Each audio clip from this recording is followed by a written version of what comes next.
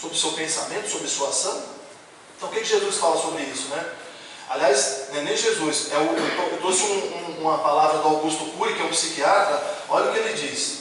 Os apelos que Jesus fazia em seus ensinamentos não eram apenas relacionados ao sentimento, mas também à inteligência, e foi objeto de estudo até mesmo fora do ambiente religioso pelo psiquiatra Augusto Jorge Cury, quando diz: ele não anulava a arte de pensar, ao contrário, era um mestre intrigante nessa arte.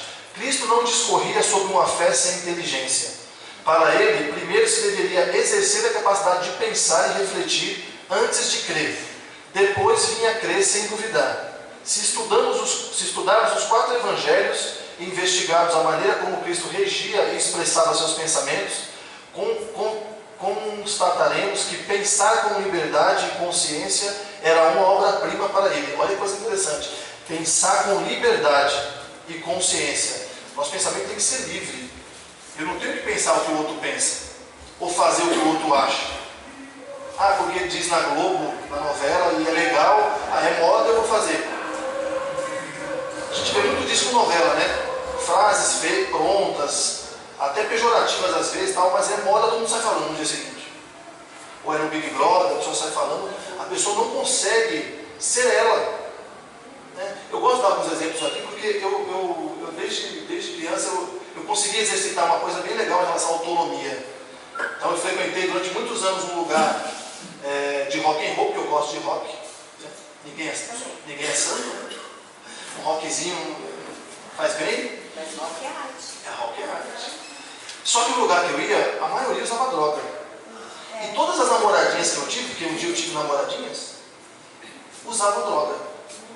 Quase todas usavam, ou fumava, ou não sei o que, ou bebia. E eu lembro que eu saía de madrugada para ir comer, que tinha uma lanchonete em frente, porque ia até amanhecer o dia, né? Eu dizia assim para o rapaz no caixa: eu quero iogurte com leite e uma cerveja.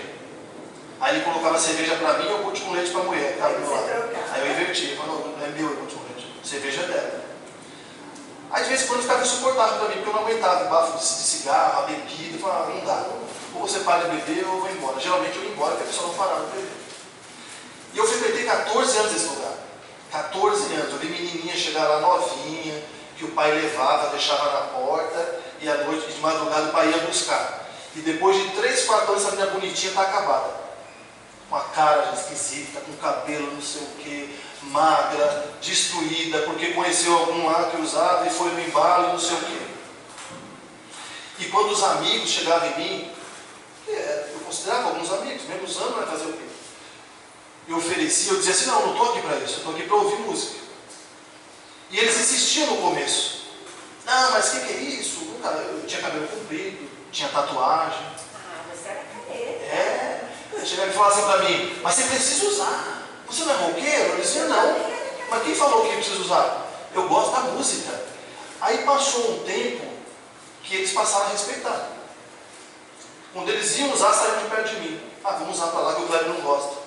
Ou então usava do meu lado, eu saía fora por conta própria. Eu usaria, daqui a pouco a gente conversa. Quando acabava, eu voltava. Ah, vamos continuar conversando. Às vezes dá para conversar mais, né? Porque a conversa não era nada com nada. E eu não deixei me envolver. Eu não deixei. Foram 14 anos, eu nunca coloquei um cigarro de maconha na boca. Ah, mas e o que tem aí? Não sei o que tem. Eu não sei. Eu tinha convicção que não fazia bem para mim. Ah, mas era moda, as menininhas usavam. Eu dizia para elas: ó, então arruma um que usa. Uma hora aparece uma careta aí. Aí apareceu. Apareceu uma careta. Parece, sempre tem louca para tudo. O que o Freud fala, né? Então a gente trouxe agora um pensamento de um psiquiatra, que foi Augusto Cury, e Freud, que é um filósofo. Ele diz assim: ó, a inteligência é o único meio de que possuímos para dominar os nossos instintos. Olha que legal. A inteligência é o único meio que temos para dominar os instintos. Ou seja, é preciso usar a faculdade que Deus deu para a gente do pensamento. Porque se a gente agir por instinto, a gente sai falando o que pensa, sai fazendo o que quer. Né? O homem sai aprontando todas as mulheres que vem pela frente, porque o instinto às vezes é esse, não é? A história da carne, da vontade, do desejo. Mas eu faço tudo o que eu penso. Eu falo tudo que me vem à cabeça? Não. E por que não? Porque eu tenho raciocínio. Porque Deus me deu a capacidade de pensar. Então eu reflito antes, pondero, aí passa por questões de valores, tudo que eu aprendi na vida e tal, eu filtro e eu vou fazer conforme a minha melhor análise, né? Mas se você já sai fazendo, é o que diz na psicologia também. Numa discussão, qual que é a melhor receita? Calar. A melhor solução numa discussão é calar, porque você, na hora do nervoso, o teu cérebro ele não processa direito. Ele só vai querer atacar, porque é uma forma de se defender. Por que a mão fecha quando a pessoa está nervosa? E soa? Porque é o instinto dela de reação, de agressão. Quando a pessoa está nervosa, a mão soa, ela tende a ficar assim, porque já é um estado de defesa, de revanche. O que você faz? Você fecha a boquinha e sai de mansinho. Porque vai passando esse estado, a mão começa a abrir de novo, o coração começa a desacelerar, você começa a não pensar em agressão, começa a vir, nossa, ainda bem que eu não fiz, porque se eu fizesse podia acontecer tal coisa, tal. Pronto, você se livrou de um pensamento livre. Pensamento é o ensaio da ação. Olha que legal que o Freud fala. Pensamento é o ensaio da ação. Por quê? Tudo que eu faço é o que eu pensei antes. Então pense bem no que você está pensando. Porque pode virar, no próximo momento, uma verdade. E o livro dos Espíritos fala o que sobre isso, né? O homem tem livre-arbítrio sobre seus atos? Sim, ele tem. Pois ele tem liberdade de pensar, de agir. Sem o livre-arbítrio, o homem seria uma máquina. Então pronto. O livro dos Espíritos fala que nós temos condições de decidir. Porque senão seríamos um fantoche, uma máquina. Não somos, né? Deus não criou fantoches. Ele deu a gente a capacidade do raciocínio. Olha que legal. Isso que é amor, né? Eu crio a criatura e dou para ela a liberdade de raciocínio, de fazer o que ela quer da vida dela. E aí ela vai seguir o caminho que ela quiser. E na pergunta 844, o homem goza de livre-arbítrio desde o nascimento, ele tem a liberdade de agir desde que tenha vontade de o fazer. Nas primeiras fases da vida, a liberdade é quase nula. Ela se desenvolve e muda de objeto com as faculdades. Estando os pensamentos da criança em relação com as necessidades da sua idade, ele se aplica ao livre-arbítrio às coisas que lhe são necessárias. É claro que uma criança de meses, de um ano, não tem liberdade total, porque ela depende da gente, né? Se a gente não dá o leite, se a gente não limpa, não dá banho, então a criança morre. Mas por quê? Ainda é um espírito num invólucro de carne limitado, que é um bebê. Mas o espírito que habita aquele corpo pode não ser um bebê, pode ser um espírito milenar. Não é isso? Mas a limitação da matéria faz com que a criança não tenha toda a liberdade que nós adultos temos. Mas o livro dos Espíritos fala que sim, nós temos livre-arbítrio para agir de acordo com o nosso pensamento. A psicologia também fala sobre pensamento livre, né? E na psicologia, eles chamam as pessoas que não conseguem dizer não, por exemplo. Tem pessoas que não conseguem dizer não. Isso é grave, né? Tudo que dizem, tudo que trazem, tudo que põem na mesa, ela se serve, porque ela não sabe dizer não. Ela tem carência de ser aceita, ela tem carência de ser elogiada, ela precisa que as pessoas gostem dela, então eu não digo não para ninguém. Olha que coisa perigosa. Porque você pode te pedir coisas que vai ferir a moral, vai ferir princípios, vai ferir um monte de coisa, mas se você não sabe dizer não, você vai dizer sim. Na psicologia são as pessoas sugestionáveis. É um adjetivo usado para caracterizar pessoas que podemos sugestionar, influenciar. Aquela fácil de convencer e ser levada àquilo que os outros desejam, como atitudes, opiniões, etc. É a tal da falta de impulso firme para manter decisões, ideias, até mesmo histórias. Pessoas sugestionáveis muitas vezes mudam de ideia sob pressão, até mesmo em situações crucialmente importantes como interrogatórios policiais. Traduzindo, sugestionável na psicologia. Na vida prática, o que a gente chama de Maria da Casoto. São os Marias da Casoto, que tudo que ouve, faz. Tudo que dizem que é legal, a pessoa aceita e traz para o seu, na sua vida. Olha que coisa grave isso. Uma pessoa dessa está exercitando o pensamento livre? Não, não está.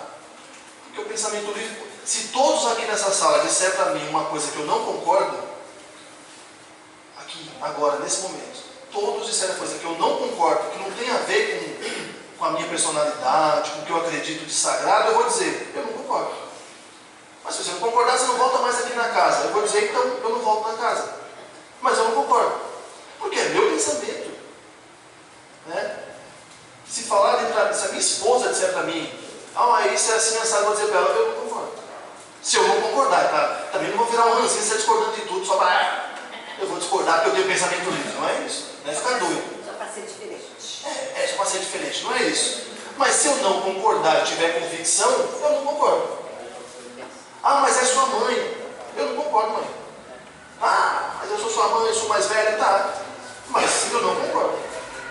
Respeito, honro, não é porque essas histórias? Eu respeito, eu honro meu passado, minha história, mas eu não concordo. A gente precisa exercitar isso. Porque a gente não pode ser levado a pensar o que os outros pensam, porque o pensamento ele cria vida. O pensamento gera hábito, o hábito vira coisa constante na nossa vida e pronto. Quando você vê, você está fazendo, porque virou um hábito que você nem percebeu. E começou aonde? Com o pensamento, porque alguém disse que era assim.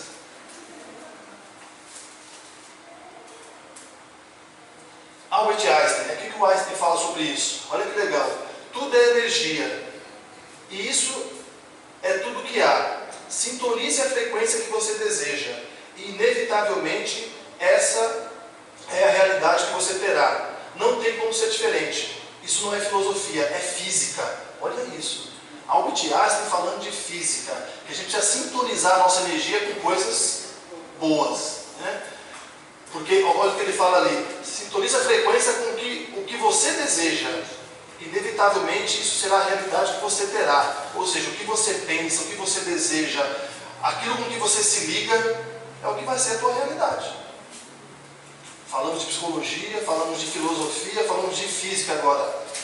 Tudo levando para um caminho só. Tenha liberdade de pensamento. Tenha fé raciocinada. Nem tudo que te dizem é para você comer. Porque a mesa é farta. É como uma ceia de Natal. A mesa é farta. Tem lá o peru, tem o pernil, tem a cerveja, tem o uísque, tem a vodka, tem não sei o quê. O que eu quero? Vai estar tudo lá à minha disposição. Mas ninguém precisa fazer meu prato. Eu posso fazer. Eu vou lá e faço o que eu quero comer. Porque não é porque é Natal que eu vou comer uma montanha de comida, me embebedar e acordar com dor de cabeça. Mas é Natal, é festa, menino. Se solta. Solta, né? Solta franca. Você ouve isso, né? Meu Deus, cara frio, mas nem no Natal o cara se solta. Essa postura, eu não como pernil, porque é carne de porco. Não brinda com bebida porque não bebe. Eu não tomo uma gota de nada. Brinda com Guaraná, é Natal, enche a cara, vai ser feliz. Mas quem falou que eu preciso encher a cara para ser feliz? E comer um prato de coisa que eu não gosto, mas...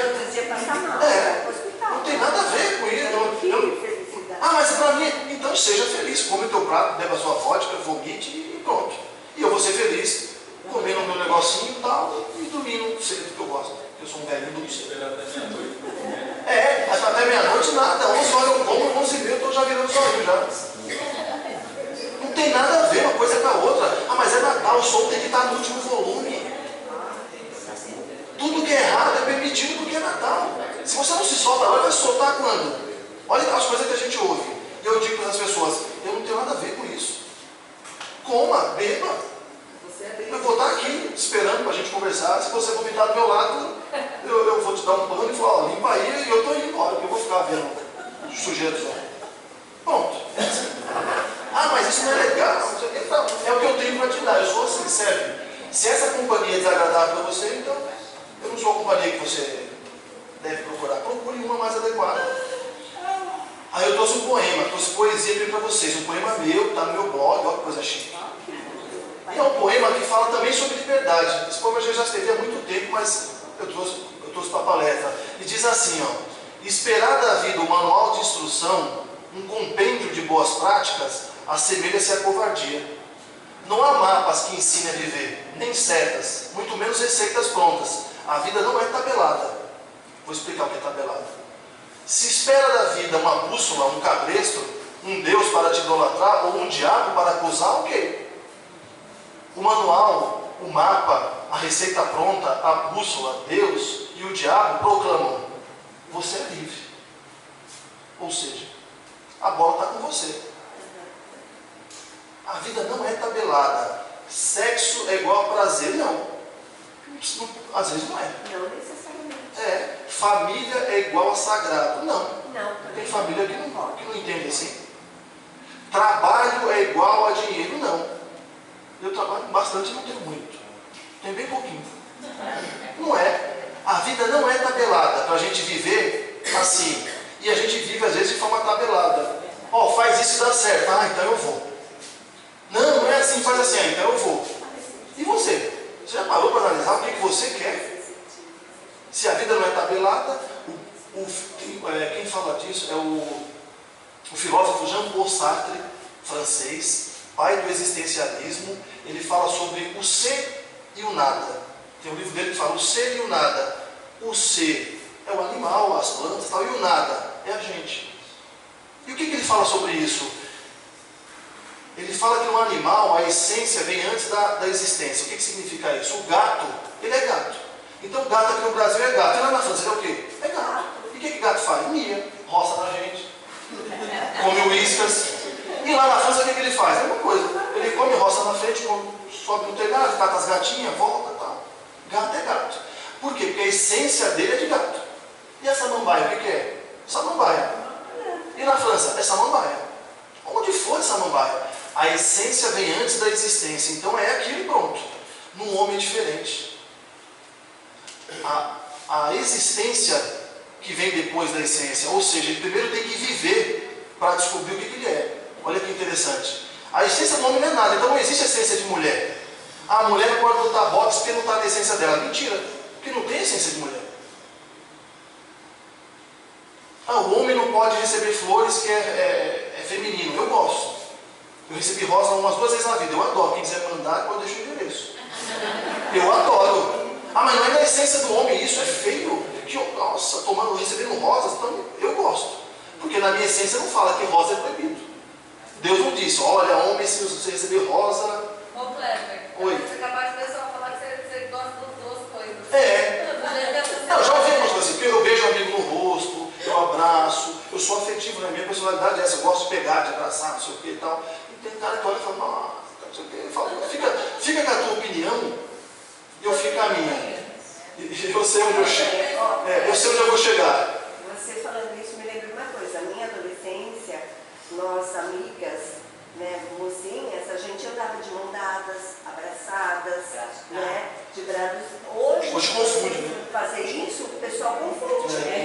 Hoje o pessoal confunde e fala, caramba, é uma delícia. Mas olha o pensamento livre. Abraçada. E porque as pessoas acham que vai deixar de andar? Não. Se você tem sua filha que é bonita, nova como você, vai de mão dada com ela. Olha, 2 lésbicas, somos mesmo. Dá um beijinho ainda, dá um selinho na filha. E sai andando. Porque você é o que você é. Você não é o que dizem de você. Então, olha o que Jean-Paul Sartre fala. No animal, a essência vem antes. Então, o animal, por mais que ele faça, ele vai ser aquilo.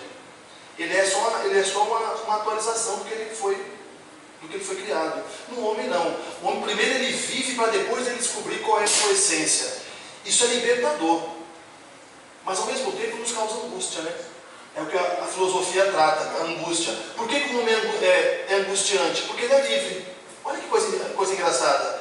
Nós somos angustiados porque somos livres. Porque se você é livre, você é obrigado a decidir sobre a tua vida. Eu sou livre, eu tenho que decidir, ninguém vai decidir por mim. Nossa, agora complicou. Porque eu colocava a culpa no pastor, no padre, na minha mãe, na minha mulher. Não posso colocar a culpa em ninguém mais. Não vou nem ler mais Jean-Paul Sartre, porque se ele está dizendo que eu sou responsável pela minha, né? Porque eu preciso viver para depois descobrir quem eu sou. Liberdade de pensamento. Gostaram do poema? Tá bom. Porque eu passo o bloco para vocês. E para encerrar, porque nós falamos de fé raciocinada, pensamento livre, e a fé e o pensamento livre faz com que a gente cultive coisas no nosso coração, né? Quando a gente vive baseado no que as pessoas acham, a gente cultiva um certo tipo de coisa. Quando a gente vive de acordo com o nosso pensamento, e esse pensamento de preferência é claro, é lúcido, é voltado para as coisas divinas, aqui não tem muito santo. A gente pensa coisa errada todo dia, toda hora. Pensa no vizinho, pensa de nós próprios, pensa... Enfim, a gente pensa. O cérebro não deixa de pensar. Ele processa o tempo todo. E como a gente não é santo, a gente pensa coisa que não devia pensar. Mas a gente precisa procurar pensar coisas boas. E ter liberdade de decidir pela nossa vida. Saiam com isso daqui hoje. Nós temos que ter liberdade de pensamento. Ninguém pode pensar por nós. Ninguém. Ninguém. A decisão vai ser sempre minha. Doa o que doer. O que você tem cultivado em seu coração? Essa é uma pergunta que vocês reflitam depois e respondam para vocês mesmos, né? Sobre tudo que se deve guardar, guarda o teu coração, porque dele procedem as saídas da vida. Provérbios, capítulo 3, capítulo 4, versículo 23. O que você tem cultivado em seu coração? É raiva? É angústia? É medo? É desejos? É devaneios, loucuras que você não pode ter, mas você quer? Tem gente que tem metas na vida inalcançáveis, né? Mas eu quero, e vive feliz porque é uma meta inalcançável. É um devaneio, não é uma meta. É uma loucura, porque ele vai viver angustiado. O otimismo afasta doenças cardíacas. Olha que legal. Aí tem ciência aqui, ó. Não é novidade que depressão, ansiedade, raiva e sentimentos similares a esses estão relacionados com doenças cardíacas. Uma alta dose de estresse, por exemplo, pode fazer o coração bater mais rapidamente e aumentar a pressão arterial, acelerando assim a possibilidade de um infarto. Mas não é só isso. De acordo com o jornal Chicago Tribune, um estudo conduzido pelo Centro Médico da Universidade de Duke, nos Estados Unidos, constatou que o contrário também acontece, ou seja, emoções positivas podem tornar alguém mais saudável. Ou seja, o que você alimenta e guarda no teu coração através do pensamento, se for coisas ruins, pode te levar a um infarto, a uma depressão, a um câncer, porque tudo isso é captado por você, você traz para o teu peito, tudo isso é você. Quando você vê, o corpo tem que expelir de algum jeito. Precisa se defender de algum jeito do seu pensamento inadequado. E aí vem a doença, vem a depressão, vem a angústia. Mas a notícia legal e aí é ciência, que o contrário também é verdadeiro. Já ouviram falar que pessoas alegres têm chance de ser mais bem-sucedidas na vida? Eu trabalho numa empresa multinacional francesa que os franceses tendem a ser mal-humorados. Europeu, né? Então são mais... tudo. E lá é assim, na área que eu trabalho principalmente, eu chego de manhã assobiando, cantando, tal, que eu gosto. Depois eu vou ficando chato porque começa a aparecer problema, mas eu chego cantando, aí tem gente que fala assim, por que você está cantando? Meu, é segunda-feira, 8 horas da manhã. Eu olho para ela e falo, eu não falo nada, né? Eu olho e falo, meu Deus, né? Porque incomoda. Você sorrir, incomoda. Porque é segunda de manhã, você tem que chegar de cara feia e... Olha o pensamento livre. Aí eu, de propósito, chego cantando mesmo. Eu só vejo as caras assim, ó. Assim, chegou o chato. Mas eu ligo? Não. Eu sempre ligo minha máquina. Aí tem um que fala, você gosta de canto? Eu falo, eu gosto. Então você está lá no canto, bem longe de mim. Às vezes eu vou, às vezes não vou. Mas normal. Liberdade de pensamento. Não é porque é tudo mal-humorado e acha que segunda-feira tem que chegar lá de cara feia que eu vou fazer igual. Ué, eu tenho que ter personalidade. Então é isso. O recado de hoje é fé raciocinada. A gente precisa pensar em tudo que a gente ouve, tudo que a gente lê, seja livro dos Espíritos, seja a Bíblia Sagrada, seja o Corão. A gente precisa pensar, raciocinar. Faz sentido aquilo para mim, para a minha vida? É coerente com o que Deus... O que eu penso de Deus? Deus é amor, Deus é onipotência, Deus é onipresença. Será que esse ser que eu acredito, que pode ser um cara num camisolão branco, que pode ser um ministro do universo, que pode ser a natureza e não tem Deus, essa figura que a gente pensa, é a natureza Deus, é o mar é Deus, sei lá, seja quem for Deus, será que esse cara pensa assim? De acordo com o que eu estou lendo aqui, que eu preciso ser mal-humorado, que eu preciso matar em nome dele, que eu preciso virar as costas para alguém necessitado, porque cada um por si. Tem espírita que tem tendência disso, né? Porque o espiritismo é muito razão, ele é analisado à base à luz da filosofia e da ciência, e o espírita fica frio. Então tudo justifica pelo espírito. Ah, morreu, é normal, morre mesmo. Tem sentimento, não tem? Fala assim até morrer o seu. Tudo é explicado pelo espírito? Não, tem coisa que é material. Caiu na rua, quebrou o pé, foi um obsessor? Não. Foi imprudência sua, foi buraco que a prefeitura não arrumou. Olha aí, a fé raciocinada. Tem nada a ver com o espírito. A mulher, o homem largou a mulher, olha lá, é a cigana sete saia que sumiu, seduziu. Não, é ele que não estava bem no casamento e se encantou por outra mulher. Tem a ver? É espírito? Pode ter influência? Pode. Pode ter influência. Mas ele é decisor? Mas o homem é decisor no final? Ele é. Até na influência. Ah, mas teve influência? Tá, teve, mas ele aceitou. É o presidencialismo. A assinatura final é de quem manda. E quem manda? A gente. Ninguém manda na gente. Tem influência de um, tem influência de outro, tem um obsessor aqui do lado, ó. Vai, trai mesmo que é legal, de vez em quando, deixa de ser pouco. Manda um negocinho aqui e tal, despertinho e tal. Ah, então tá bom. Aí vem o outro aqui do lado aqui, não faz isso não. Vem direito, olha a retidão. Você não quer chegar logo lá? Vai ficar dando volta, vai demorar mais. E a lição final de quem quer, quem vai dizer assim, vou ou não vou? Eu. Hã? Olha o troço. Você entendeu? Oi. Os nossos pensamentos que a gente pensa, fica tudo bem na atmosfera. Ah, com certeza, né? Ele vira plasmado, né? Um exemplo que eu vi numa palestra uma vez, por exemplo, houve uma época que não existia ressonância magnética. Houve uma época que não existia os aparelhos que a medicina tem hoje, que são capazes de encontrar um nódulozinho de 1 milímetro na gente. E por que existe esse aparelho? Porque alguém pensou um dia nele. Alguém pensou, isso ganhou força, isso foi plasmado no universo. E às vezes não é nem o cara que pensou, que criou, mas plasmou para o universo, alguém capturou, tal. Tudo que existe é pensamento. Tem todos os pensamentos. Registros carcássicos, né? Que se você tiver uma sensibilidade, você acessa eles. Tá aí, né?